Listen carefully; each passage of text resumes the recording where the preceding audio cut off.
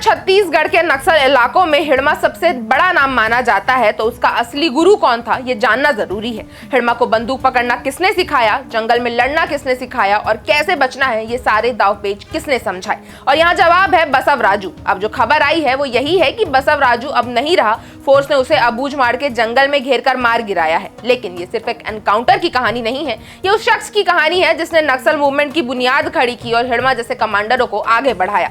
बस्तर में नक्सल हिंसा कोई नई बात नहीं है, ये कहानी करीब 40 साल पुरानी है, लेकिन इतने सालों में जो सबसे बड़ा झटका नक्सलियों को लगा है वो बुधवार को लगा। अबूझ मार के घने जंगलों में जब फोर्स ने ऑपरेशन चलाया तो सामने बसव राजू था। ये वही शख्स था जिसकी सुरक्षा में 40 नक्सली हर वक्त तैनात रहते थे। प्लाटून नंबर 7 के कमांडोज, फायरिंग हुई, घंटों तक एनकाउंटर चला और आखिर में बसव राजू समेत उसके सारे बॉडीगार्ड मारे गए और कुल 27 नक्सलियों की मौत हुई।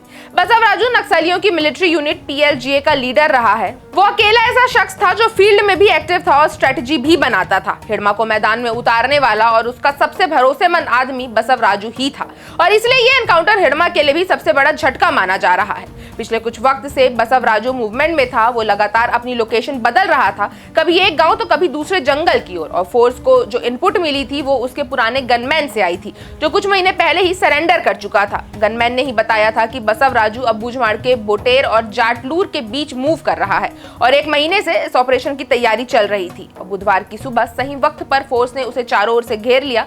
गोलीबारी हुई और कुछ ही घंटों में 27 नक्सली मारे गए, जिनमें बसव राजू और उसके सारे बॉडीगार्ड्स भी शामिल थे। अब आप सोचो कि कोई आदमी इतना बड़ा कैसे बन सकता है कि उसके आसपास 40 हथियारबंद लोग तैनात हों। तो बसव राजू सिर्फ लड़ता नहीं था, वो सिखाता था। उसने 80s के टाइम में श्रीलंका के लिट्टे लड़ाकों से ट्रेनिंग ली थी, बारूद कैसे लगाना है, हमला कैसे करना है और छिपकर वार कैसे करना है। फिर उसी ट्रिक्स को बस्तर के जंगलों में इस्तेमाल किया और फिर उन्हीं तरीकों से हिड़मा जैसे लड़ाके बने। असल में हिड़मा अगर आज फोर्स के लिए सिरदर्द है तो कहीं ना कहीं उसकी नींव बसव राजू ने ही रखी थी और हिड़मा उसका सबसे खास आदमी था।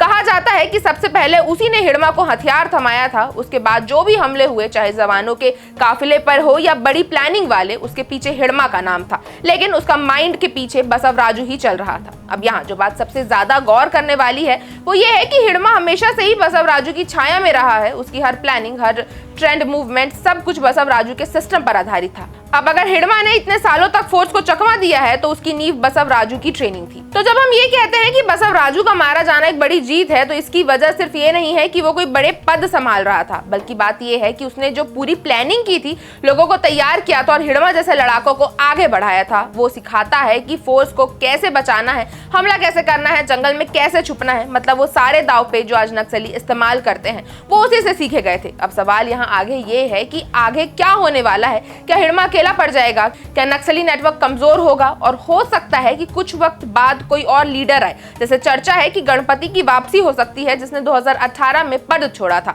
ये सिर्फ जमीन पर लड़ी गई लड़ाई नहीं थी, ये नक्सलियों की रीढ़ तोड़ने वाली बात। आपकी इस खबर पर क्या राय है हमें कमेंट करके जरूर बताएं। अगर आपको वीडियो अच्छी लगी हो तो इसे लाइक करें और चैनल को सब्सक्राइब करना ना भूलें।